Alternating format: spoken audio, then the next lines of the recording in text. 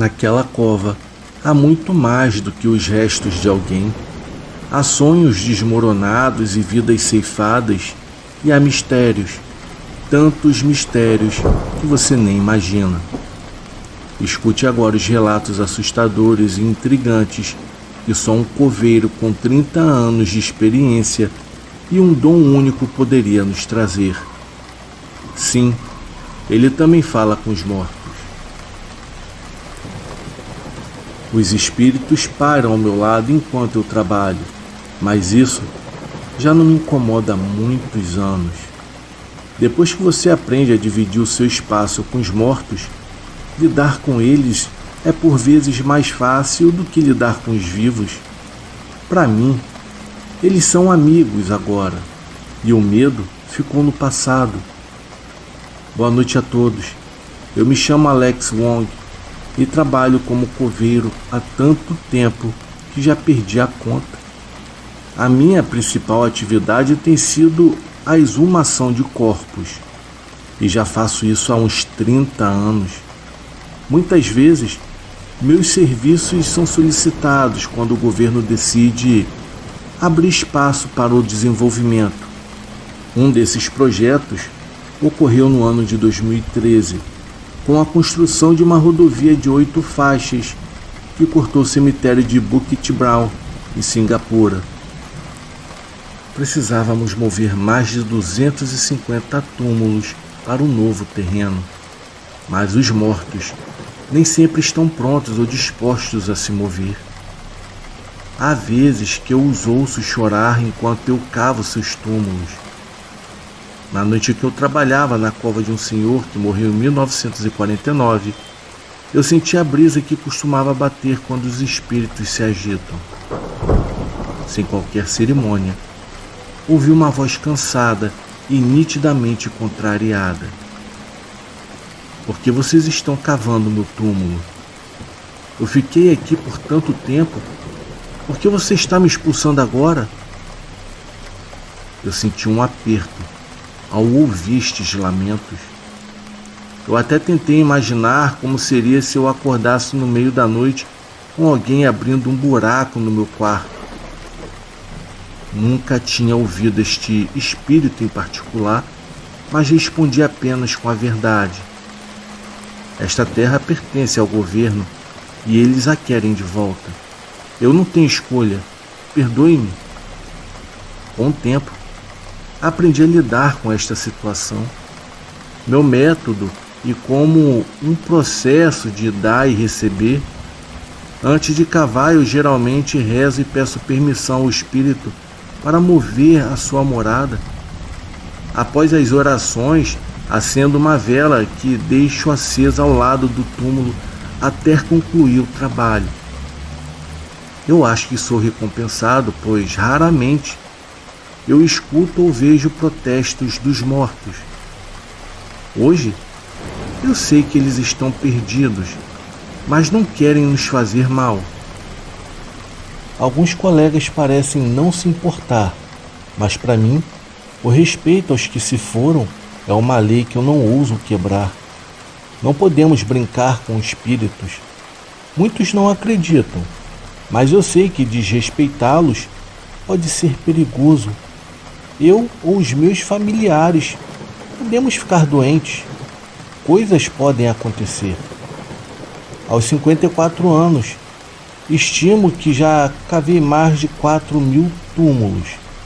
Frequentemente, ouvindo os espíritos que circulam pelo cemitério enquanto eu trabalho. Alguns são quase silenciosos, com lamúrias e soluços abafados, enquanto outros são muito mais guturais, protestando através de gritos ensurdecedores. Ocasionalmente, eu ouço crianças rindo e brincando entre elas. Os sons emitidos pelos espíritos são muito diferentes dos humanos. Eles são agudos, estridentes e muitas das vezes ecoam de um modo claramente fantasmagórico. E acredite, quando você começa a enxergá-los, o seu primeiro desejo é correr como louco. Eu não tenho vergonha de admitir que eu já fiz isso inúmeras vezes, mas é inútil quando você se dá conta de que eles estão por toda a parte nos cemitérios e muito além dos seus muros. Às vezes você nem percebe que se trata de espíritos. Eles aparecem quase humanos, mas alguns assumem formas tão assustadoras que mesmo agora me causam uma agonia profunda. Seus rostos podem ser horrendos, principalmente quando morrem de forma violenta. Estes são os espíritos que demandam mais orações e cuidados. Alguns realmente parecem querer fazer o mal, mas acho que no fundo eles sentem tanto medo quanto nós. Eles andam por entre a gente com uma leveza impressionante, como se seus pés nunca tocassem ao chão. E quando flutuam, você vê luzes azuis e verdes. É fascinante. Consciente de que céticos podem não acreditar na existência do sobrenatural, eu sempre evitei de falar no assunto. Eu já fui chamado de louco por algumas vezes. No entanto, sempre dou o mesmo aviso. Humanos podem duvidar, mas nunca devem brincar com os espíritos.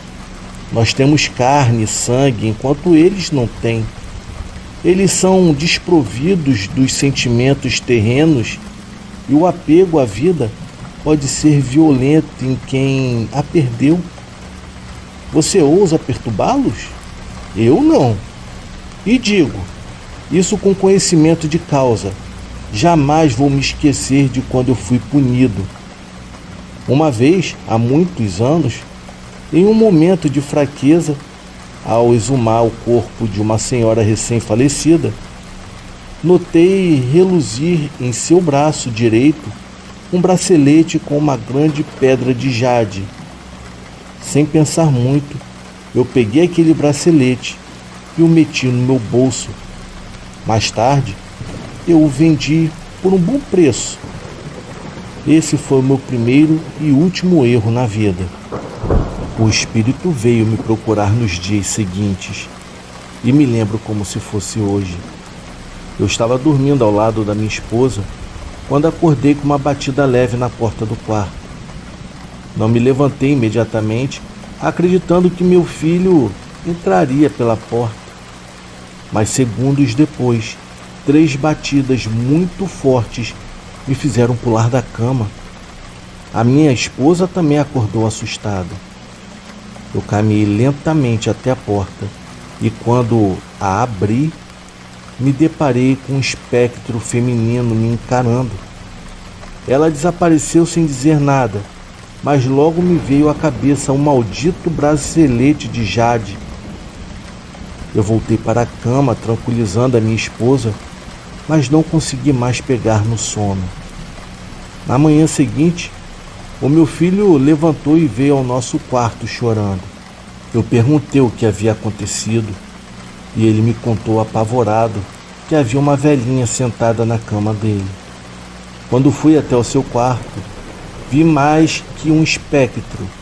Era uma forma quase humana, com o rosto completamente envelhecido de uma mulher de mais ou menos uns 80 anos de idade. O seu braço direito estava esticado em minha direção. Instintivamente, eu falei com voz trêmula que meu filho e minha mulher jamais entenderam. Me deixe em paz, por favor, que eu vou devolver o seu bracelete. E foi só depois de recuperar a joia que as coisas realmente se acalmaram na minha casa. O comprador devolveu o bracelete sem pensar muito, após a sua esposa reclamar de puxões constantes no antebraço enquanto o usava. Eu fui ao cemitério tarde da noite, abri o túmulo e devolvi a joia à legítima proprietária. Devo ter pedido perdão mais 100 vezes enquanto orava com uma vela acesa. Eu sei que deu certo, pois nunca mais voltei a ver o espírito daquela senhora. Ao longo do tempo, eu conheci muitas pessoas que passaram anos trabalhando em cemitérios e nunca viram nada de sobrenatural. Isso pode ser uma bênção, Mas se eu pudesse escolher, ainda assim, escolheria ver e ouvir o que vaga por entre os túmulos. Eu confesso que muitas vezes é solitário ver tudo o que eu vejo e não poder comentar com ninguém. Mas já tive colegas que, mesmo sem perceberem, tiveram encontros alarmantes com espíritos. Um deles me procurou um dia perguntando se eu realmente conversava com os mortos. Eu olhei desconfiado, pois muitas vezes esse assunto era tratado como piada, mas ele parecia realmente interessado e, enquanto trabalhávamos, contei algumas experiências que havia tido. Só então ele se sentiu seguro para confidenciar que acreditava estar sendo perseguido por uma entidade. Ao notar a sua nítida expressão de angústia, eu parei de cavar e pedi que ele continuasse a contar. Ele disse que havia encontrado um crânio com vários dentes de ouro intactos e tentou extraí-los usando um alicate industrial. Ao perceber que os dentes ainda estavam firmes, ele acabou exagerando na força empreendida e quebrou a mandíbula superior, separando-a por completo do resto do crânio. Um mês depois, a sua filha pequena sofreu uma queda que resultou em uma grave fratura na mandíbula superior, de maneira assustadoramente semelhante. E antes que eu o repreendesse pelo seu ato, ele repetiu uma frase que eu vivia dizendo: brincar com os mortos pode ser bem perigoso, pois você pode encontrar espíritos iluminados e pensa que todos são assim, mas se você por acaso mexer com o espírito errado e se ele acabar te seguindo para sua casa, você terá um grande problema. Quando ele terminou de contar a sua história, eu perguntei se ele sabia de quem era aquele espírito perturbado.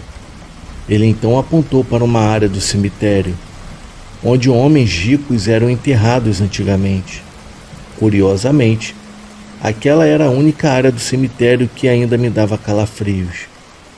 Ao que tudo indica, quanto mais rica a pessoa é em vida, mais difícil para o seu espírito desapegar e seguir adiante no mundo dos mortos. Eu tive um desses encontros há uns 8 ou 9 anos. Eu não quero repetir a dose. Eu estava trabalhando há umas 7 horas seguidas quando eu fui chamado para uma exumação urgente.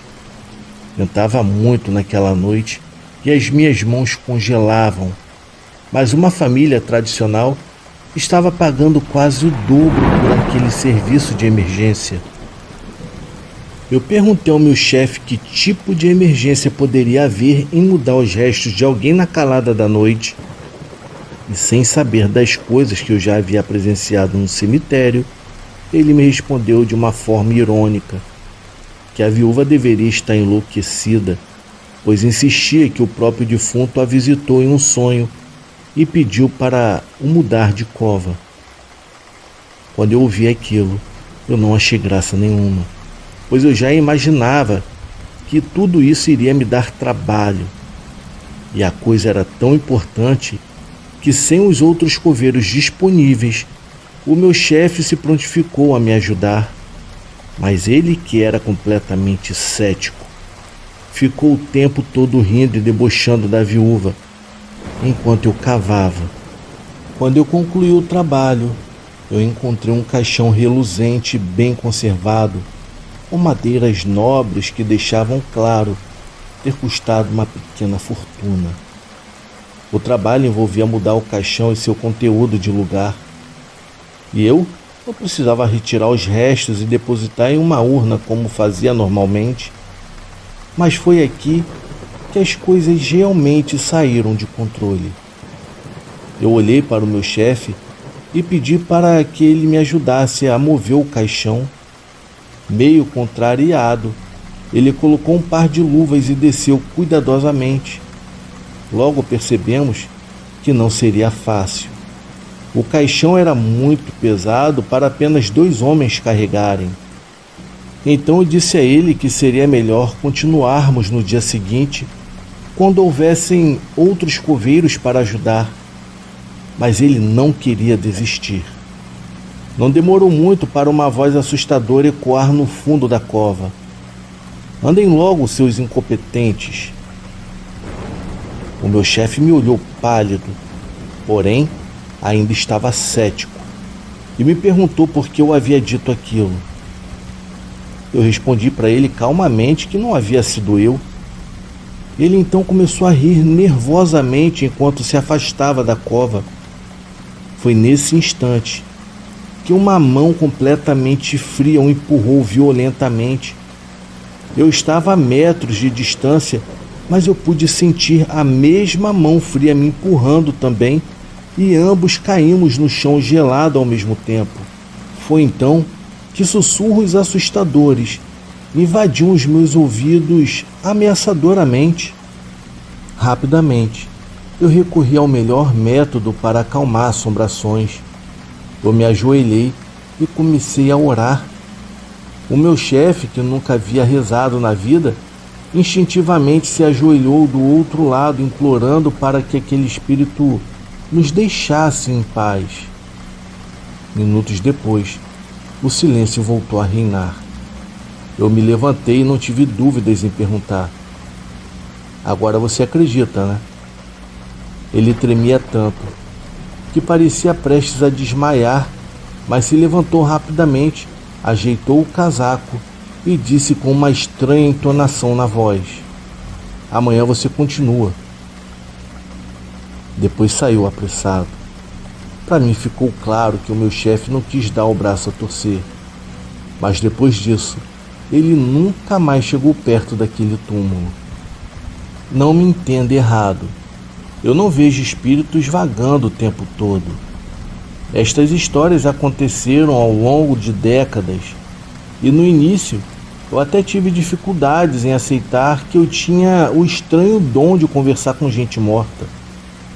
Mas nada que eu presenciei durante tantos anos seria mais triste e ao mesmo tempo assustador do que um encontro que eu tive com o espírito de uma garotinha. Aconteceu quando eu ainda não entendia bem o que se passava no mundo dos mortos. A minha filha caçula tinha mais ou menos a mesma idade. Então aquilo me marcou profundamente. Como eu disse, eu já tinha visto luzes e ouvido vozes estranhas pelo cemitério, mas acreditava que aquilo era o máximo que eu iria presenciar. Obviamente, eu estava profundamente enganado. Numa tarde de outono, perto do final do meu turno, eu já me preparava para guardar as minhas ferramentas e voltar para casa. Um grande velório havia acabado há pouco tempo. Não participei deste enterro em particular, mas tinha visto dezenas de pessoas chorando e comentando como Deus poderia levar uma criança tão inocente embora. Eu sou cristão e creio que Deus sabe o que faz. Mas a verdade é que nós coveiros acabamos nos acostumando com a morte. Quando eu estava me aproximando do depósito onde guardamos as nossas coisas, eu senti uma mudança repentina no tempo e uma chuva intensa não demorou a cair. O céu rapidamente havia se escurecido e as poucas pessoas que ainda estavam visitando os túmulos saíram correndo para fugir da chuva. Ao abrir a porta do depósito e ao acender as luzes, eu ouvi um estrondo. As luzes piscaram por algumas vezes e logo em seguida se apagaram. Agora no escuro, eu caminhei lentamente e guardei a minha pá e as minhas coisas no meu armário. Quando eu me virei, ainda no escuro, eu comecei a ouvir uma voz suplicante dizendo: papai, me ajude. Aquilo me fez congelar. Eu não queria acreditar, mas aquela era a voz da minha filha. O meu coração disparou e eu comecei a perguntar: quem está aí? Não houve resposta por um tempo, mas eu senti uma presença me encarando naquela escuridão. Eu fiz silêncio tentando ouvir o que se passava e ouvi bem perto de mim uma respiração bem leve, porém persistente. Instantes depois a mesma voz repetiu: "Papai, me ajude, por favor." Eu não pude deixar de pensar novamente que aquela era, sem dúvidas, a voz da minha garotinha. "Filha?" perguntei por instinto. E sem qualquer aviso, da forma mais perturbadora que você pode imaginar, eu ouvi os passos de alguém caminhando em minha direção. Eram passos lentos, suaves, mas que chegavam cada vez mais próximo de onde eu estava. Foi nesse momento que eu estava completamente sem reação, apenas esperei para ver quem iria surgir. A chuva lá fora apertou e um relâmpago iluminou o depósito. O que vi neste breve instante, a poucos passos de mim, não era ninguém menos que a minha filha. Sem pensar em nada, corri em sua direção, mas ela desapareceu antes que eu pudesse tocá-la. Desesperado, corri pelo cemitério no meio da chuva e só parei ao chegar em casa. Quando eu entrei na sala, a minha filha estava brincando com a sua boneca no chão. Sem dizer nada, a peguei no colo e a abracei tão forte que ela até se assustou. Eu levei meses para entender o que havia de fato acontecido. Eventualmente acabei descobrindo que os espíritos são capazes de nos iludir e assim assumir formas que chamem a nossa atenção. Mas aquela garotinha só precisava de ajuda, e depois de saber o que havia acontecido com ela, eu entendi tudo de uma única vez. Durante uma tempestade, ela foi levada por uma enxurrada e seu pai nada pôde fazer. O seu corpo foi encontrado sem vida no dia seguinte, em uma galeria escura no subsolo. Aquilo explicava a chuva repentina e a queda da energia. Mas desta vez, ela tentou pedir ajuda ao único homem que podia ouvi-la naquele momento. Muitos anos se passaram. Ainda hoje visito o seu túmulo todos os dias e faço uma oração pela sua alma. Eu sei que ela compreendeu que não está mais entre nós, mas às vezes eu escuto os seus lamentos e sinto que ela sofre pela ausência da sua família que não vem mais visitá-la. É triste que as pessoas hoje em dia tenham mudado tanto. As novas gerações parecem não se importar mais com os seus mortos e raramente visitam os seus túmulos. Acho que por isso tenho visto cada vez mais espíritos solitários e desolados. Mas a verdade é que aqueles que morreram ainda pensam em quem ficou na terra. Eles sentem a sua falta e jamais deveriam ser esquecidos.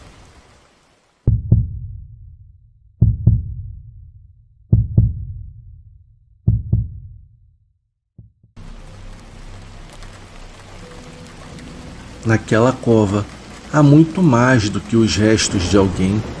Há sonhos desmoronados e vidas ceifadas, e há mistérios, tantos mistérios que você nem imagina. Escute agora os relatos assustadores e intrigantes que só um coveiro com 30 anos de experiência e um dom único poderia nos trazer. Sim, ele também fala com os mortos. Os espíritos param ao meu lado enquanto eu trabalho, mas isso já não me incomoda há muitos anos. Depois que você aprende a dividir o seu espaço com os mortos, lidar com eles é por vezes mais fácil do que lidar com os vivos. Para mim, eles são amigos agora, e o medo ficou no passado. Boa noite a todos. Eu me chamo Alex Wong e trabalho como coveiro há tanto tempo que já perdi a conta. A minha principal atividade tem sido a exumação de corpos, e já faço isso há uns 30 anos. Muitas vezes Meus serviços são solicitados quando o governo decide abrir espaço para o desenvolvimento.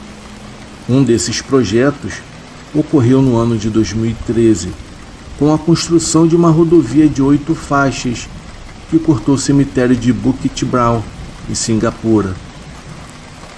Precisávamos mover mais de 250 túmulos para o novo terreno, mas os mortos nem sempre estão prontos ou dispostos a se mover. Há vezes que eu os ouço chorar enquanto eu cavo seus túmulos. Na noite que eu trabalhava na cova de um senhor que morreu em 1949, eu senti a brisa que costumava bater quando os espíritos se agitam. Sem qualquer cerimônia, ouvi uma voz cansada e nitidamente contrariada. Por que vocês estão cavando meu túmulo? Eu fiquei aqui por tanto tempo. Por que você está me expulsando agora? Eu senti um aperto ao ouvir estes lamentos. Eu até tentei imaginar como seria se eu acordasse no meio da noite com alguém abrindo um buraco no meu quarto. Nunca tinha ouvido este espírito em particular, mas respondi apenas com a verdade. Esta terra pertence ao governo e eles a querem de volta. Eu não tenho escolha. Perdoe-me. Com o tempo, aprendi a lidar com esta situação. Meu método e como um processo de dar e receber. Antes de cavar, eu geralmente rezo e peço permissão ao Espírito para mover a sua morada. Após as orações, acendo uma vela que deixo acesa ao lado do túmulo até concluir o trabalho. Eu acho que sou recompensado, pois raramente eu escuto ou vejo protestos dos mortos. Hoje, eu sei que eles estão perdidos, mas não querem nos fazer mal. Alguns colegas parecem não se importar, mas para mim, o respeito aos que se foram é uma lei que eu não ouso quebrar. Não podemos brincar com espíritos. Muitos não acreditam, mas eu sei que desrespeitá-los pode ser perigoso. Eu ou os meus familiares podemos ficar doentes. Coisas podem acontecer. Aos 54 anos, estimo que já cavei mais de 4.000 túmulos. Frequentemente, ouvindo os espíritos que circulam pelo cemitério enquanto eu trabalho. Alguns são quase silenciosos, com lamúrias e soluços abafados, enquanto outros são muito mais guturais, protestando através de gritos ensurdecedores. Ocasionalmente, eu ouço crianças rindo e brincando entre elas. Os sons emitidos pelos espíritos são muito diferentes dos humanos. Eles são agudos, estridentes e muitas das vezes ecoam de um modo claramente fantasmagórico. E acredite, quando você começa a enxergá-los, o seu primeiro desejo é correr como louco.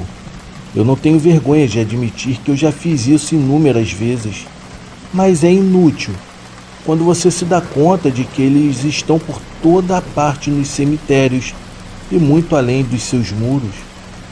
Às vezes você nem percebe que se trata de espíritos.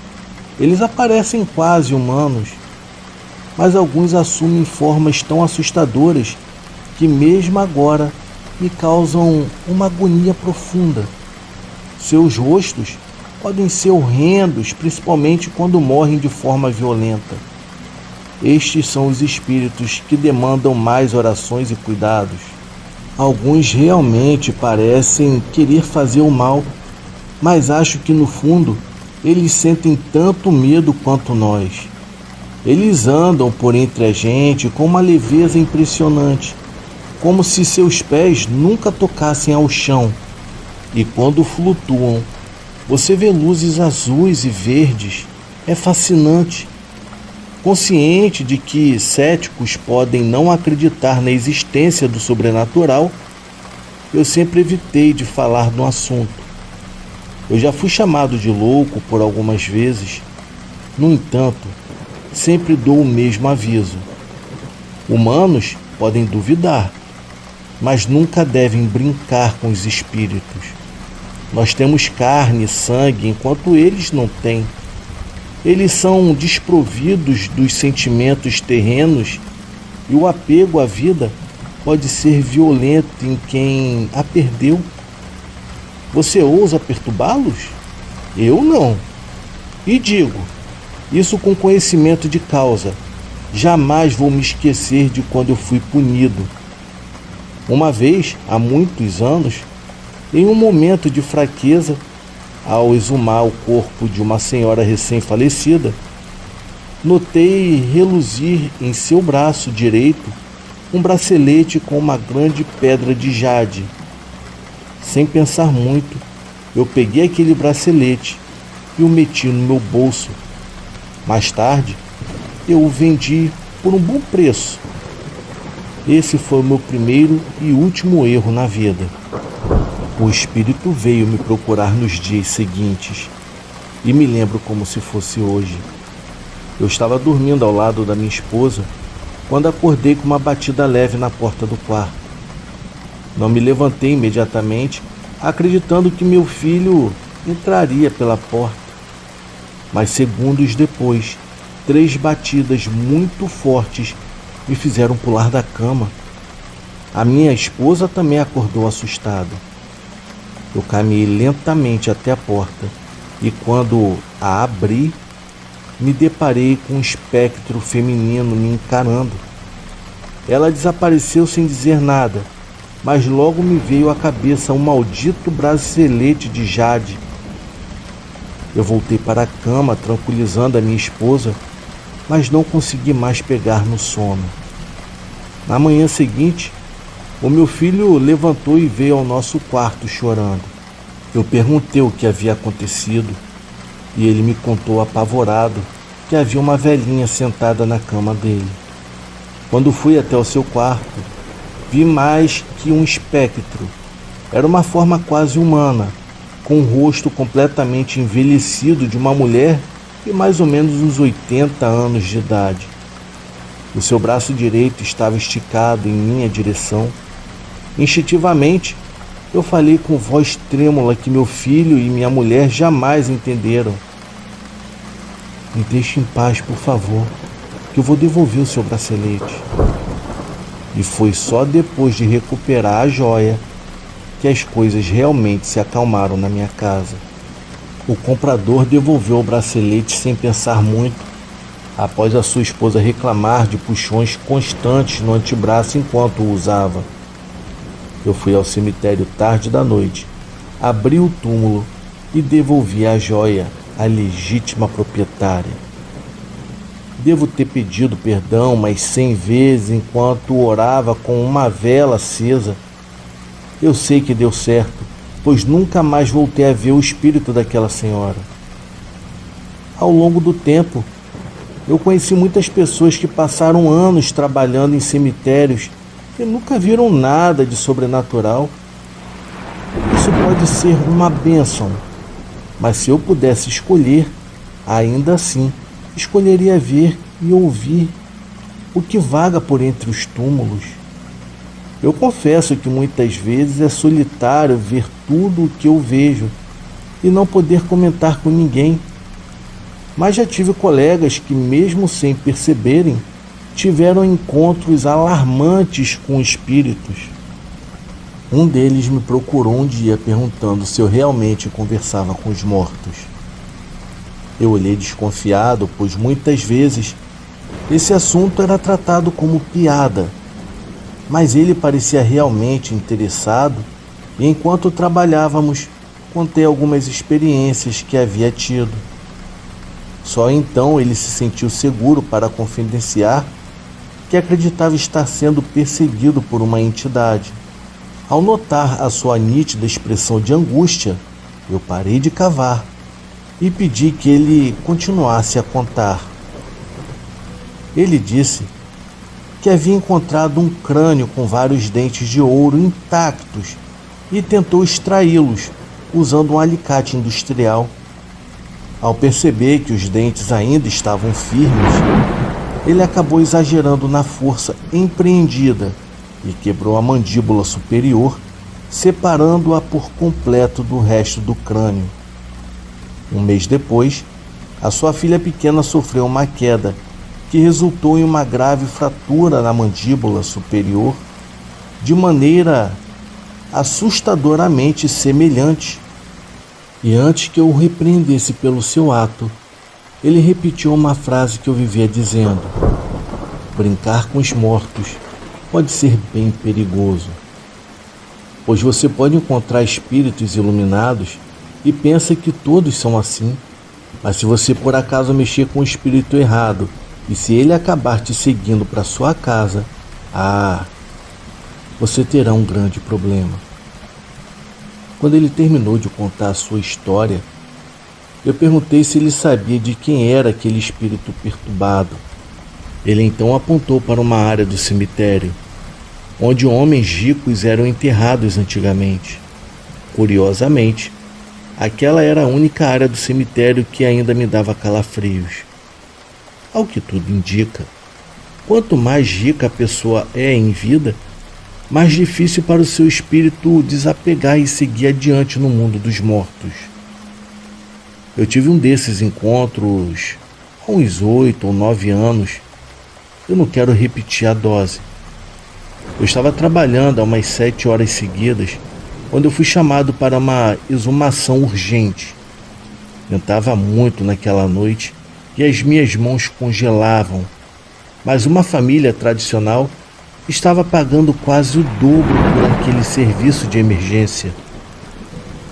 Eu perguntei ao meu chefe que tipo de emergência poderia haver em mudar os restos de alguém na calada da noite, e sem saber das coisas que eu já havia presenciado no cemitério, ele me respondeu de uma forma irônica que a viúva deveria estar enlouquecida, pois insistia que o próprio defunto a visitou em um sonho e pediu para o mudar de cova. Quando eu ouvi aquilo, eu não achei graça nenhuma, pois eu já imaginava que tudo isso iria me dar trabalho. E a coisa era tão importante que, sem os outros coveiros disponíveis, o meu chefe se prontificou a me ajudar. Mas ele, que era completamente cético, ficou o tempo todo rindo e debochando da viúva, enquanto eu cavava. Quando eu concluí o trabalho, eu encontrei um caixão reluzente e bem conservado, com madeiras nobres que deixavam claro ter custado uma pequena fortuna. O trabalho envolvia mudar o caixão e seu conteúdo de lugar, e eu precisava retirar os restos e depositar em uma urna como fazia normalmente. Mas foi aqui que as coisas realmente saíram de controle. Eu olhei para o meu chefe e pedi para que ele me ajudasse a mover o caixão. Meio contrariado, ele colocou um par de luvas e desceu cuidadosamente. Logo percebemos que não seria fácil. O caixão era muito pesado para apenas 2 homens carregarem. Então eu disse a ele que seria melhor continuarmos no dia seguinte, quando houvessem outros coveiros para ajudar. Mas ele não queria desistir. Não demorou muito para uma voz assustadora ecoar no fundo da cova: "Andem logo, seus incompetentes."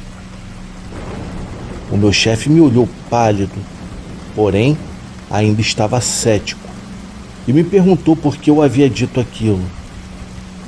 Eu respondi para ele calmamente que não havia sido eu. Ele então começou a rir nervosamente enquanto se afastava da cova. Foi nesse instante que uma mão completamente fria o empurrou violentamente. Eu estava a metros de distância, mas eu pude sentir a mesma mão fria me empurrando também, e ambos caímos no chão gelado ao mesmo tempo. Foi então que sussurros assustadores invadiam os meus ouvidos ameaçadoramente. Rapidamente, eu recorri ao melhor método para acalmar assombrações. Eu me ajoelhei e comecei a orar. O meu chefe, que nunca havia rezado na vida, instintivamente se ajoelhou do outro lado, implorando para que aquele espírito nos deixasse em paz. Minutos depois, o silêncio voltou a reinar.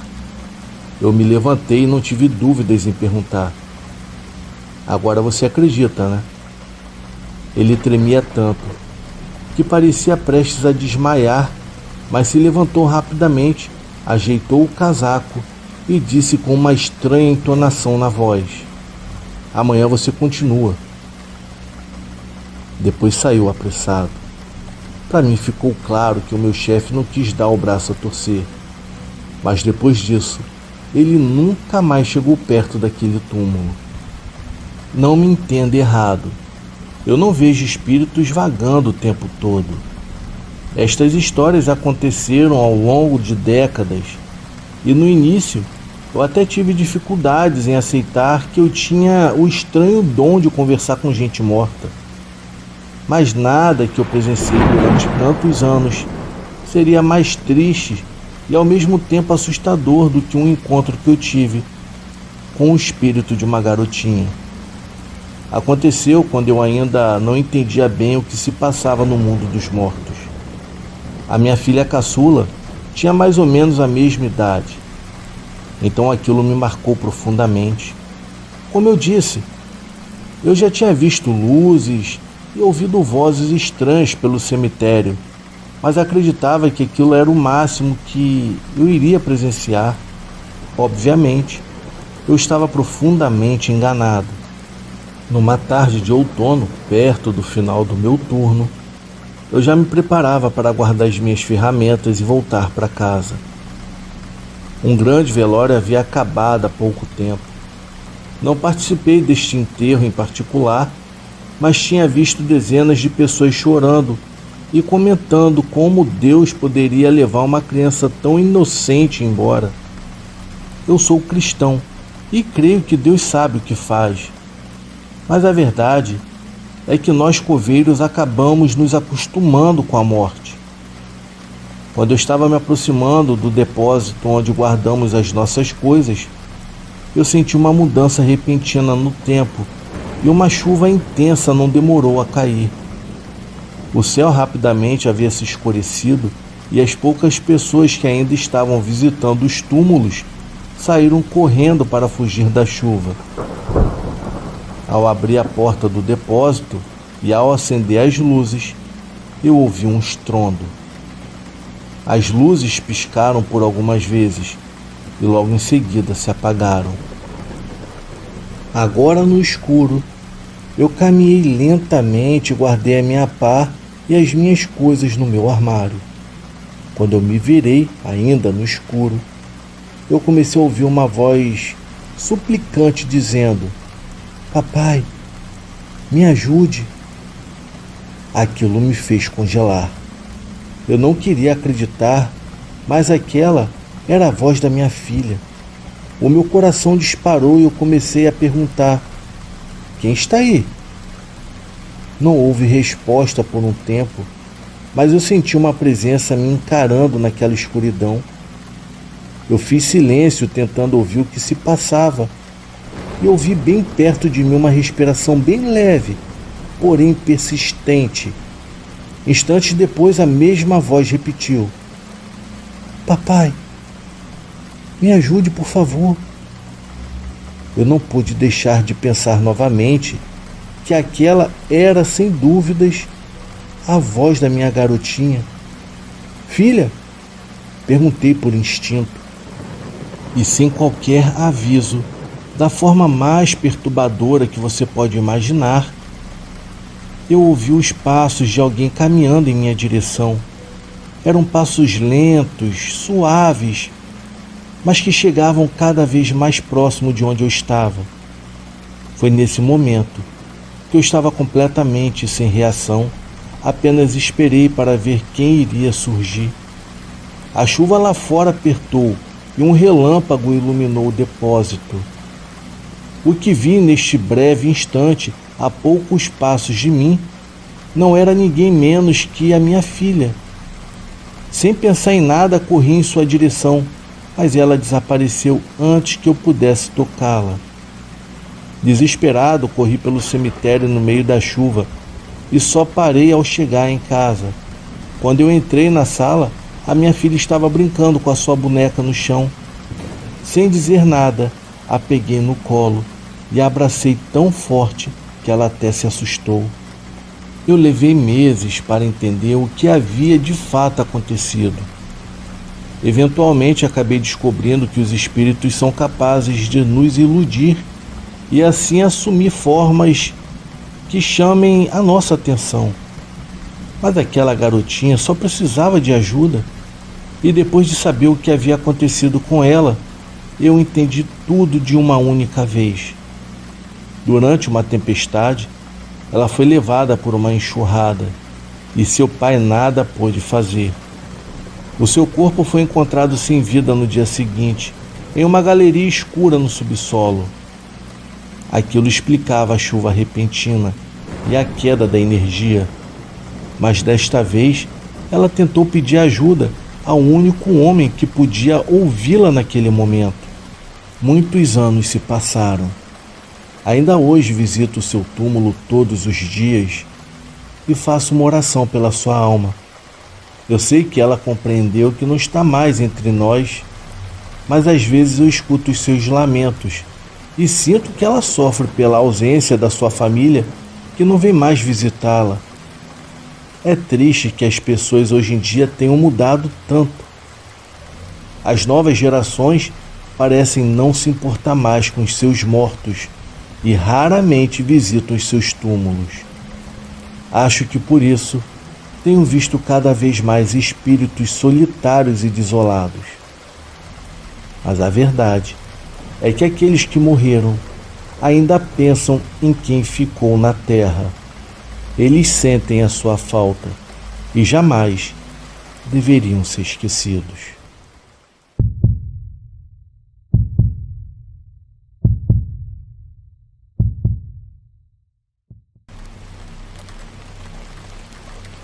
Boa noite a todos, o meu nome é Ricardo. Eu moro no Rio de Janeiro e trabalho como DJ em festas e eventos de rock aqui no Rio e em algumas festas em São Paulo. Atualmente eu tenho 41 anos de idade. O fato que eu irei contar aconteceu quando eu tinha 22 anos e até hoje eu tenho calafrios quando me lembro. Desde então, nunca mais eu entrei em um cemitério durante a noite. Desde os meus 14 anos, eu me identifico muito com os góticos. Eu comecei a ouvir bandas de rock desse estilo e nunca mais parei. Eu fiz muitos amigos nesse meio e, tão encantado com esse universo, eu comecei a trabalhar nele. Organizei festas e encontros aqui no Rio e vi meu círculo de amizades aumentar muito em pouco tempo. Todo mundo já sabe disso. Mas para quem não está familiarizado, os góticos são aquelas pessoas que ouvem rock, usam roupas pretas, maquiagem pesada, adoram usar cruzes e correntes, amam filmes de terror, por exemplo, os de vampiro.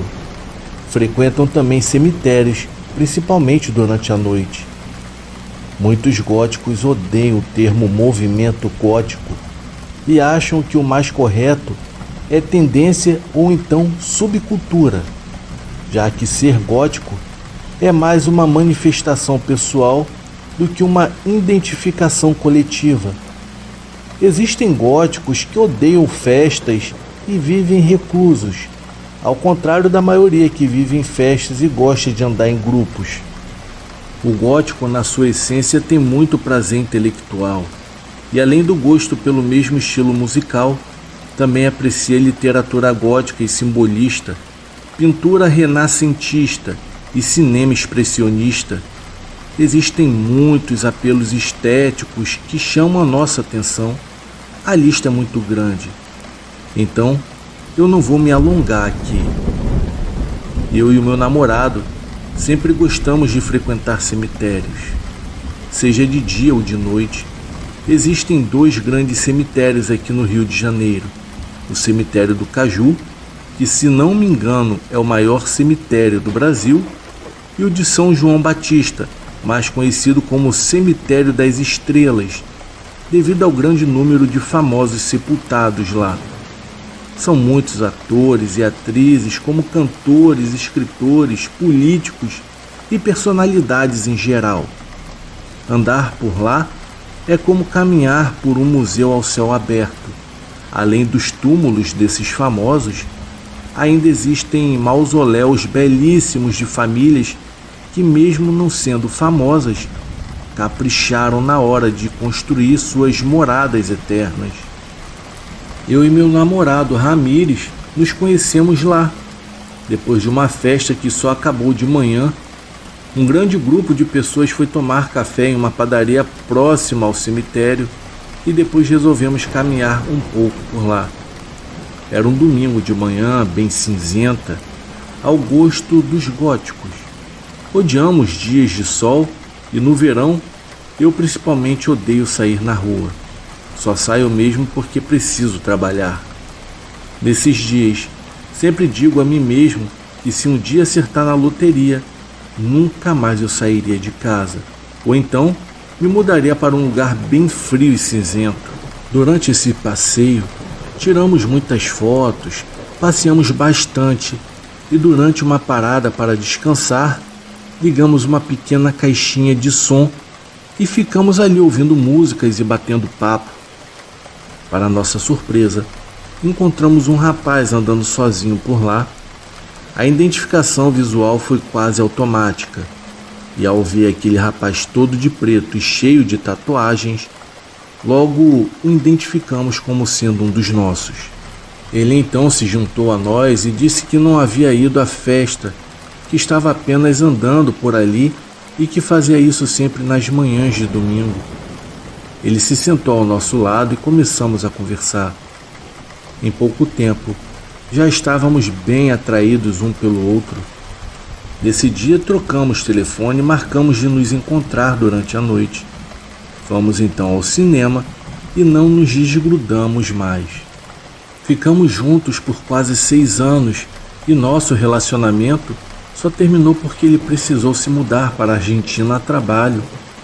Eu até cheguei a ir lá umas 3 vezes, mas a dificuldade de um relacionamento à distância acabou falando mais alto e nós terminamos. Hoje em dia nos seguimos nas redes sociais e ainda somos amigos. Foi dele a ideia de levarmos uma dessas festas realizadas sempre em um clube fechado para dentro do cemitério. Eu, que era um dos principais organizadores do evento, entrei em contato com a direção do cemitério para saber das possibilidades, que, claro, foram negadas de imediato. Em algumas tentativas de contato posteriores, fui ignorado por completo. Eu não era atendido nem por telefone e nem pessoalmente, mas aquela era uma ideia bem interessante. Eu nunca tinha ouvido falar em nada parecido. Seria um grande desperdício não aproveitar aquela sugestão que, se bem idealizada e organizada, poderia entrar para a história e ser lembrada pelas gerações góticas futuras como um dos grandes marcos da cena alternativa, não só no Rio de Janeiro, mas no Brasil inteiro. Hoje em dia, depois de tanto tempo, eu reconheço que aquela ideia era totalmente maluca e descabida. Quando eu me lembro, eu dou muita risada e não consigo acreditar que eu, ele e mais alguns amigos começamos a traçar os planos para viabilizar aquela festa. Pensamos em todos os detalhes, desde conseguir uma escada bem alta para que as pessoas entrassem por um muro lateral que ficava em uma rua de pouco movimento, até isopores e gelo para as bebidas, assim como luzes negras para criar um clima parecido com o do clube, bem como baterias para manter as luzes acesas e ligarmos o som. Sim, é claro que teria que ter um som. Se não houvesse música, não seria uma festa. Claro que o som teria que ser moderado para não chamar tanta atenção. Eu me lembro bem que houve uma pessoa que sugeriu um saraú de poesia à luz de velas ou algo que não chamasse tanta atenção e assim fizesse pouco barulho. Mas todas as ideias foram prontamente rechaçadas. Tanto eu quanto Ramírez queríamos mesmo era fazer uma festa que se tornasse uma lenda. Depois de estudarmos bastante o terreno, encontramos o ponto ideal para o evento. Como o cemitério era bem grande, resolvemos montar a festa próxima ao Muro dos Fundos, que ficava bem distante da portaria principal, onde ficava a administração. Bem próximo ao local onde seria a festa, ficavam alguns mausoléus que serviriam de esconderijo caso fôssemos descobertos. 2 pessoas ficariam encarregadas de ficar alguns metros à frente, observando a movimentação para assim nos avisar caso algum vigia ou então mesmo a polícia chegasse. Então nós conseguimos quebrar os cadeados que trancavam os mausoléus e fomos até lá mais cedo para varrer e limpar tudo. Posicionamos alguns incensos que seriam acesos durante a festa, até mesmo para disfarçar um pouco aquele mau cheiro de mofo e de casa fechada por muito tempo. Jogamos também inseticida para espantar as baratas e, como haviam muitas baratas, forramos alguns tapetes e pusemos até algumas almofadas, caso alguém quisesse ficar ali dentro descansando. Foi uma trabalheira que você nem imagina. A festa, é claro, foi marcada para começar à meia-noite. A data, sexta-feira 13, é óbvio. No convite, havia uma ordem expressa: traje negro obrigatório, além de uma frase na parte de baixo: abandonai toda a esperança, vós que aqui entrais. O ponto de encontro era um bar de um amigo nosso chamado Bauhaus, que ficava próximo do cemitério. Nos encontramos lá às 11 horas da noite. Depois, quando todos estivessem reunidos, pularíamos o muro e assim começaríamos a festa. Tudo muito macabro, tudo muito sinistro. Ninguém ali tinha a menor ideia do que estávamos brincando. Apesar de toda a seriedade da coisa, no fundo éramos só jovens procurando por diversão. O que achamos, porém, foram coisas nada divertidas. No dia da festa, o Ramírez e eu, e mais 2 amigos que estavam na organização conosco, precisamos ir para o cemitério para ajustar os últimos detalhes. Já se passavam das 11 horas da noite. O cemitério já havia fechado há tempos. Pulamos o muro e fomos abastecer os isopores com gelo e as bebidas. Estávamos enchendo tudo quando, de repente, ouvimos um estrondo dentro de um dos mausoléus. Eu deixei os outros terminando o que deveria ser feito e fui andando até lá. Quando eu cheguei bem perto, vi pelo vitral uma luz piscando lá dentro que mudava de cor a cada piscada. Eu parei no meio do caminho e fiquei apenas observando tudo aquilo. Luzes coloridas, eu pensei. Mas não pode ser. As luzes eram todas negras. Era uma festa gótica e não uma cantada de Natal. Que diabos era aquilo? Quem havia instalado luzes coloridas dentro do mausoléu? Eu fui até a entrada e abri a porta para checar melhor o que estava acontecendo. Lá dentro, toda a decoração que eu pessoalmente havia visto antes havia sido removida. Os tapetes, os véus pretos, alguns morcegos de papelão e as velas negras, tudo havia sumido. Eu fiquei tão chocado que nem me perguntei de onde aquelas luzes estavam vindo, se não havia mais nada lá. Eu fiquei indignado e ao mesmo tempo preocupado. Se alguém da administração do cemitério havia descoberto a nossa festa, então eu resolvi checar os outros mausoléus e tudo estava como nós havíamos deixado. O problema era só aquele mesmo. Eu fui caminhando de volta para lá e, ao olhar novamente para o vitral, além das luzes piscantes e coloridas, agora eu pude ver um rosto me encarando. A minha reação ao encarar aquele rosto foi de um êxtase que eu não consigo descrever com palavras. Eu sabia que o mausoléu estava vazio. Eu sabia que aquelas luzes não estavam sendo acionadas por ninguém. Então eu logo percebi que aquele rosto não era o rosto de nenhuma das pessoas que estavam organizando a festa conosco. Eu tive cuidado para não chamar a atenção dos outros que estavam preparando os ornamentos da festa e testando o som. Sorrateiramente, eu entrei dentro daquele mausoléu novamente. E lá dentro, aquelas luzes circulavam mais ou menos na altura do meu peito. Eram, se não me engano, cerca de 4 esferas que mudavam de cor a cada segundo. No centro do mausoléu, haviam algumas gavetas onde os corpos estavam sepultados. Vi em frente a uma delas, a que ficava mais próxima do chão, 2 sapatos virados com a sola para cima. Eu fui ler o nome da lápide e notei que ele estava apagado, como se houvesse sido raspado de propósito. Eu fiquei me perguntando o significado daqueles sapatos virados em frente à sepultura e levei um tempo tentando entender. Será que significava que aquele caminho era um caminho proibido para uma pessoa ainda viva? Mortos não usam sapatos. Ou será que significava que eu estava em um lugar onde eu não deveria estar? E se ali fosse um local de descanso e reflexão, e não um lugar de uma festa com jovens bebendo, ouvindo música e dançando? Enquanto eu quebrava minha cabeça tentando interpretar aquele sinal, aquele rosto que eu havia visto do lado de fora permaneceu lá do outro lado, no caso no lado de dentro. Não era uma pessoa, uma aparição ou espírito de um corpo inteiro.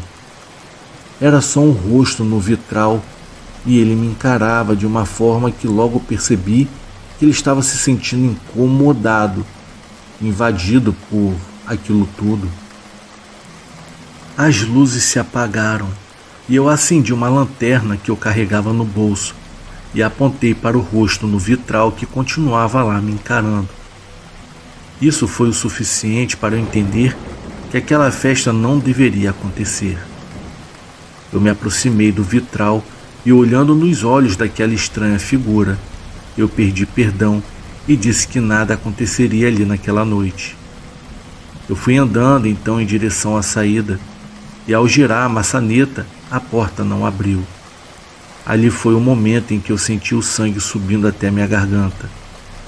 O meu coração batia tão forte que a sensação que eu tinha era de que do outro lado da rua ele poderia ser ouvido. Eu me desesperei e comecei a gritar por socorro. Não era possível que aquela portinhola estava fechada, pois o cadeado havia sido partido e estava jogado no chão. Eu podia vê-lo pelo vidro que não havia nenhuma fechadura ou corrente trancando a porta. Havia algo segurando a mesma, que não queria que eu saísse dali. Ramírez foi atrás de mim, mas só conseguiu me alcançar já perto da minha casa. Eu contei tudo a ele e o proibi de voltar lá naquele lugar. Disse que aquela festa não poderia acontecer. Ele me convenceu a irmos até o bar, ao menos para dar uma explicação para os convidados que já se aglomeravam por lá, aguardando a ordem para pularmos o muro e começar a festa. Chegando lá, disse que os vigias haviam descoberto os planos da festa e que ela estava cancelada. Mas nessa altura, já estavam todos bêbados, que ninguém se incomodou. Colocamos então as caixas de som na calçada e fizemos a festa ali mesmo. Todo mundo se divertiu, dançando felizes, e eu com meu coração ainda disparado, sentado em um banquinho lá no fundo do bar.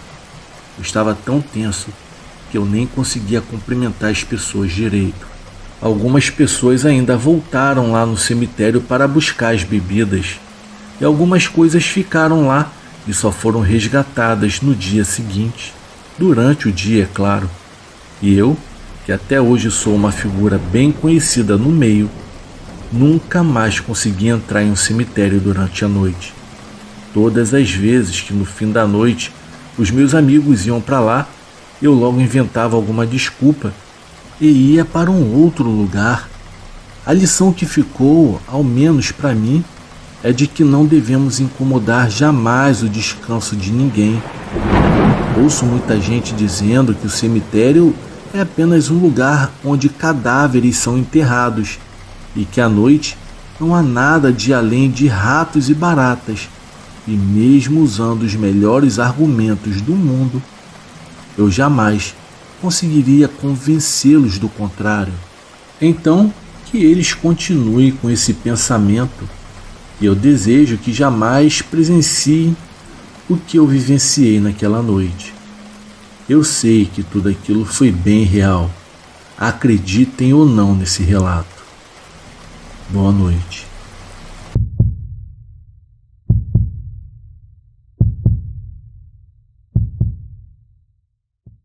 Quando eu tinha 14 anos de idade, o meu avô morreu de câncer em uma das salas da casa dos meus avós. Por vários anos depois disso, nós também começamos a sentir um aroma de rosas e loção para bebês. Vejam bem, eu era acostumada a esfregar os pés do meu avô com loção para bebês quando ele estava morrendo, e não era apenas coisa da minha imaginação. Outras pessoas, incluindo o novo namorado da minha avó, que não fazia ideia da história nem de que alguém havia morrido naquela casa, pois ele sentia também o cheiro desses aromas. Em minha mente, isso era algo paranormal, mas também muito bem-vindo. Eu não sentia nada de negativo sobre isso. Havia mesmo casos em que a campainha tocava aleatoriamente quando falávamos sobre o meu avô, e ninguém estava na porta. Nos últimos 2 anos, no entanto, as coisas começaram a dar errado. A minha avó teve uma drástica mudança de personalidade. Ela, que costumava ser uma pessoa gentil, que tende a ser bastante positiva, agora ela odeia o mundo, nunca sorri, é cruel com a maioria das pessoas e detesta a menção do nome do meu avô. A razão para eu escrever isso agora é porque 2 semanas atrás entramos em uma luta acalorada, onde ela mencionou o nome do meu avô e declarou que estava super feliz por ele ter morrido. Eu nem preciso dizer que mudei de casa. Voltei para a casa dos meus pais e logo assim que eu cheguei, eu já senti o véu de hostilidade sendo removido da minha vida.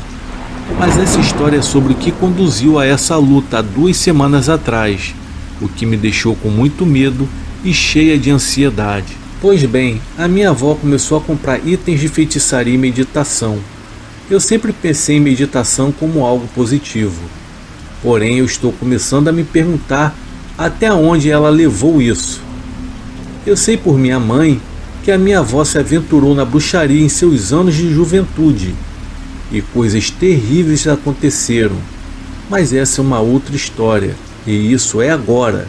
E ela estava comprando cartas de tarô, pentagramas, livros de magia negra, velas, alguns tipos de boneca voodoo, cristais e tudo mais o que você encontra em alguma loja de bruxaria bizarra em algum beco escuro. Ela também comprou roupas estranhas, como casacos e vestidos góticos. A coisa toda me pareceu estranha, embora ela tenha rido e me dissesse que era bobeira. Era apenas por diversão. Em uma noite entre 10 e 11 horas, eu estava com um humor realmente sombrio sobre as coisas que estavam acontecendo na minha vida. Então eu fiquei sentado na mesa com ela para falar sobre isso. Ela estava receptiva e perguntou se eu queria me sentir melhor e fazer com que os meus problemas desaparecessem. Então eu disse ok, pode ser. Eu assisti ela acender uma série de pequenas velas em zigue-zague e colocar um CD de meditação. A música parecia muito pacífica e eu acompanhei a sua técnica, porque não tinha certeza do que se tratava. Ela desligou todas as outras luzes exceto as velas acesas, e a sala estava bastante escura. Ela me disse para me concentrar em uma chama apenas, para desejar que o espírito de alguém controlasse a sua energia. Então eu escolhi a chama em particular que me atraiu a atenção e fixei o olhar nela. Era tudo que eu podia me concentrar. Na verdade, eu estava começando a viajar e acreditar que eu estava ficando hipnotizada pela chama. O resto do universo desapareceu para mim e todo o meu ser ficou paralisado. Não havia senso de tempo, lugar ou nada além da intensidade dessa chama. Ela tremeu horizontalmente, pegando força e cintilando mais rápido para frente e para trás. A chama parecia estar fora de controle. Estava crescendo e ficando mais alta e balançando em várias direções. O meu coração começou a bater mais rápido. Não conseguia tirar o meu olhar da chama.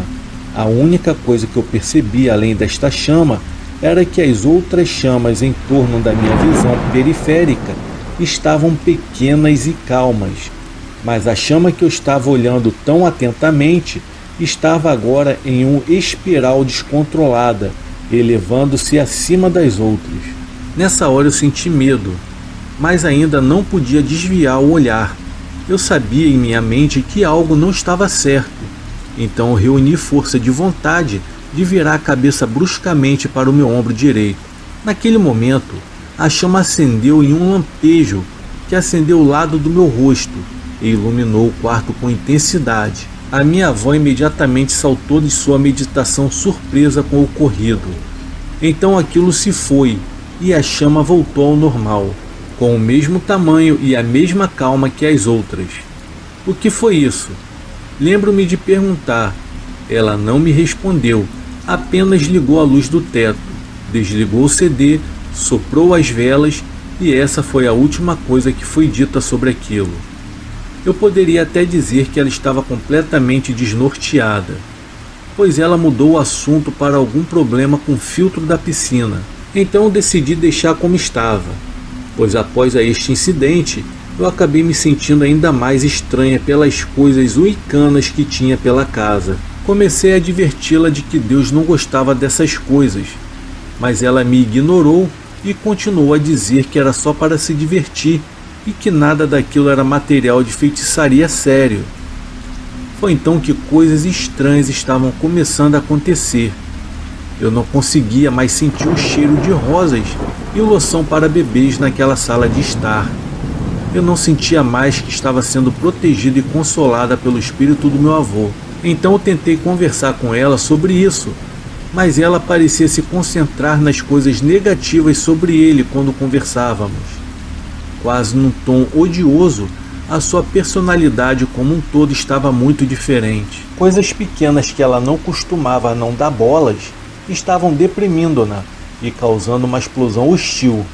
Essas explosões estavam sendo dirigidas a mim, já que eu era a única pessoa que vivia com ela, bem como para o meu tio, seu filho, que passava por lá de vez em quando, e toda vez que o nome do meu avô era citado, ela suspirava com desgosto e o seu humor ficava azedo. Ela parou de sorrir, dar risada, falava vulgarmente, com certeza não reconhecia mais essa pessoa. Certa noite eu estava no meu quarto. Eu não conseguia dormir. A minha garganta estava muito seca. Então desci as escadas para beber algo. A minha avó sempre preferiu dormir no sofá. Ela dormia na varanda fechada, que chamamos de Sala da Flórida. Quando andei de volta para as escadas, percebi que a TV ainda estava ligada. Então entrei porque achava que ela estava acordada. Mas não estava. Ela estava dormindo e o quarto estava completamente frio. Eu percebi que ela só tinha uma metade do corpo coberta. Eu me perguntei como ela não estava congelando. E isso só me fez querer dormir ainda mais sobre o meu cobertor quentinho dentro do meu quarto. No dia seguinte, ela estava sentada em uma cadeira de cozinha quando eu desci as escadas. Eu acho que o Mário me mordeu quando eu estava dormindo. Assim disse ela. O Mário é um poodle, um dos 3 cães que ela tem. Os outros são a Abóbora e a Mel, um Collie e um Bull Mastiff, os 3 com temperamentos gentis e amigáveis. Olhei para o braço dela e disse: "Isso não é uma mordida de cachorro, vó." Foi a primeira coisa que eu me recordo de dizer. Se fosse uma mordida de cachorro, estaria sangrando e ela provavelmente estaria no hospital. Não na mesa da cozinha. Haviam 2 fileiras de marcas de punção espalhadas por aproximadamente 7 centímetros de comprimento. Sim, eles eram hematomas, mas não eram marcas de dentes de cachorro, mas algo mais estreito, como marcas feitas por alguma agulha grossa ou algo assim. Eu não sabia o quão profundas elas eram, mas havia um sangue seco em torno delas. O que me levou a acreditar é que havia sangrado por um tempo. Um pouco mais acima do braço dela estavam algumas marcas de arranhões, que eram muito mais óbvias. Haviam 4 arranhões de aparência dolorosa, que se estendiam cerca de 13 a 15 centímetros pelo braço dela. Perguntei como ela poderia ter feito isso, mas ela não tinha a mínima ideia. Ela disse que quando acordou, o seu braço estava muito dolorido. Então ela assumiu que talvez o braço dela tenha caído do sofá enquanto ela dormia, surpreendendo o Mário, que talvez já tivesse mordido. Os cães não estavam lá quando eu entrei, eu disse isso para ela. A Abóbora estava dormindo embaixo da mesa da cozinha, quando eu fui pegar a minha água. O Mário e a Mel estavam dormindo no chão da sala. Com tudo o que estava acontecendo naquela casa, eu pensei na ideia de que a mordida poderia ser algo sobrenatural.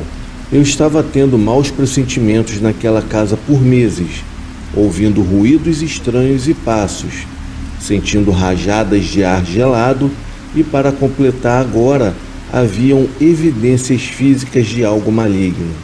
Se fosse sobrenatural, não era nada bom. As marcas de mordidas e arranhões me diziam que o que quer que fosse era maligno, e isso foi o suficiente para conversar seriamente com a minha avó. Então, alguns dias depois desse incidente, eu abri o meu coração sobre a energia negativa que eu estava sentindo e o mau pressentimento que tive sobre o braço dela. Eu esperava que ela descartasse os meus sentimentos e me assegurasse mais uma vez que não havia nada de ruim na casa, mas ela ficou em silêncio apenas por alguns segundos. Então ela me disse que havia algo que queria que eu visse. Eu a segui até o topo da escada, na sala de jogos, até a sala de pó. A sala de pó é uma pequena sala de banho quadrada, com apenas um banheiro e uma pia. E ao lado da parede, logo à direita da entrada, há um recanto, onde ela mantém uma lâmpada em um pano de renda. E embaixo do recanto havia um pequeno tabuleiro pintado, com um pouco mais de 30 centímetros. Nesse pequeno tabuleiro haviam pequenos buracos que formavam uma estrela. Os buracos eram muito pequenos e eram picados no tabuleiro. Quando eu era pequena, eu achava que parecia legal. Quando eu olhei para o que ela estava tentando me mostrar, o pequeno tabuleiro havia desaparecido. Ela me disse que ela viu quebrado, e eu estava pensando comigo mesma que ela havia perdido a cabeça. Eu não sabia o que ela estava falando. Eu apenas disse a ela que isso era um pentagrama. Eu me ajoelhei e olhei para o espaço vazio atrás do que costumava ser o tabuleiro. Ela me disse para ver o que estava dentro. Foi então que todos os cabelos do meu corpo se arrepiaram. Eu retirei 2 coisas, uma Bíblia satânica e um amuleto de pentagrama. O amuleto de metal parecia tão velho. Ele estava todo enferrujado. Eles pareciam um pouco empoeirados, mas era óbvio que ela já os havia limpado um pouco. Não consegui tocá-los e deixei cair no chão e saí da casa o mais rápido que eu pude. Cerca de 10 minutos se passaram e eu me acalmei. Voltei para dentro e acabei discutindo com ela. Então eu perguntei o que havia acontecido que ela decidiu destruir o tabuleiro. Foi então que ela disse que sabia o que significava agora, e com uma sensação ruim, golpeou e sentiu que era ruim. Ela sentiu que havia algo por trás daquilo. Foi quando ela encontrou a Bíblia satânica e o amuleto. Ambas concordamos que todas as coisas de bruxaria que ela comprou deveriam sair. vai saber o porquê desses itens satânicos estarem escondidos atrás daquele tabuleiro. Para início de conversa, eu fiquei bem aterrorizada com o pensamento de que práticas ocultas estavam ocorrendo na casa no passado e tudo mais o que tivesse ocorrido nela. Passaram-se alguns dias e a minha avó se livrou de todas as coisas de bruxaria que ela havia comprado e também as coisas perturbadoras por trás do tabuleiro. Nada estranho aconteceu. Então eu percebi que todos os ruídos que eu estava ouvindo, as vozes fracas, um bebê chorando e passos nos quartos onde ninguém estava, desapareceram. Neste dia, estava realmente muito frio naquela noite. A minha avó e eu estávamos na cozinha, esfregando os nossos braços porque estava muito frio. Ela estava prestes a tomar um banho no banheiro do andar de baixo e depois iria para a cama, e eu faria o mesmo depois dela. Eu estava exausta e apoiei a minha cabeça nos meus braços sobre a mesa para relaxar, enquanto ela estava no chuveiro. E cerca de 10 minutos depois, ela subiu as escadas enrolada em uma toalha e com os seus cabelos cheios de espuma, segurando seu pescoço. Algo havia apertado a sua garganta, disse ela, e ela estava tendo dificuldades para respirar. Me levantei rapidamente e olhei para o pescoço dela. Com certeza haviam marcas vermelhas em volta de sua garganta, sob a forma de impressões digitais. Eu me apavorei com a situação, mas ela era muito teimosa para ele ir embora. Ela não podia simplesmente se levantar e sair de sua casa, disse ela. Mas para mim essa foi a última gota. Eu me encontrei constantemente evitando espíritos malignos, com orações e procurando freneticamente por algumas respostas e soluções. As coisas estavam piorando. Ela estava começando a acordar com contusões em seus braços e pernas. Essas coisas ela não conseguia explicar. Seu comportamento era tão odioso agora que eu evitava ela a todo custo. Eu saía de casa sempre que podia e toda vez que eu punha o pé para dentro, o mesmo sentimento pesado e terrível me preenchia. O sino da porta começava a tocar o tempo todo, mas já não havia mais uma boa sensação sobre isso. Não havia um sentimento terno, reconfortante, nenhum aroma de rosas. Havia, no entanto, rajadas frequentes de ar frio, ruídos estranhos. Foi então que começaram a aparecer arranhões por toda a minha perna durante a noite. Eu não tinha problemas para dormir, mas em uma manhã no chuveiro, eu percebi múltiplas contusões em mim mesma. Então, 2 semanas atrás, tivemos uma briga. Palavras que eu nunca pensei que ouviria saíram de sua boca. Mas eu não poderia ajudar alguém que não quisesse ser ajudada. E aquela noite foi a última que eu falei com ela. Atualmente estou morando com os meus pais e eu espero que a minha avó vá buscar ajuda profissional para abençoar aquela casa. A experiência de tudo o que aconteceu abalou as minhas crenças. Também me deu respeito pela luta paranormal e profunda para viver uma vida santa. Só posso esperar que vocês tomem isso como um aviso, para não abrir portas que vão se arrepender. Nunca dê ao mal um sinal de que ele é bem-vindo. Bom, esse foi o meu relato e espero que tenham gostado.